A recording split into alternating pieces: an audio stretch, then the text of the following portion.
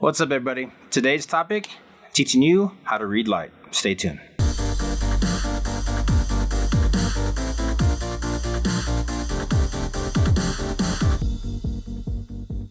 When I first started photography, I had a mentor.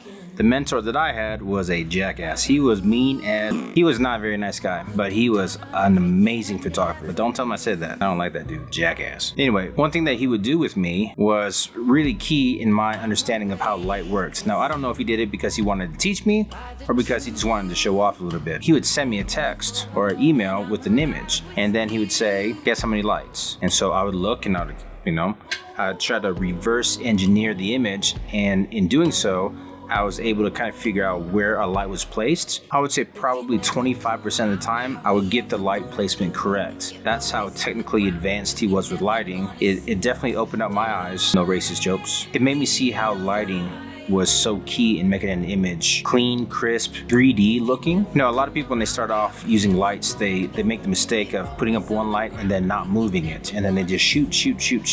And using a light makes an image look cool, but if you don't know what that light's doing and what the purpose of that light is, lighting just to light it can make an image look really bad.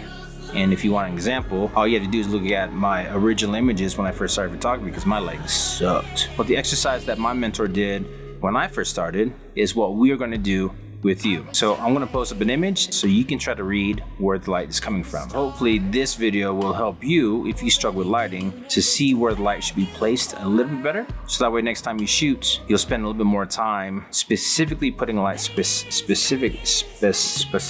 You'll put it in a much better place. All right, let's take a look at the image. Am I still the one you see when you close your eyes? Am I still the one you need when it's late at night? Am I still the one you want when you want somebody? When you want somebody? And I swear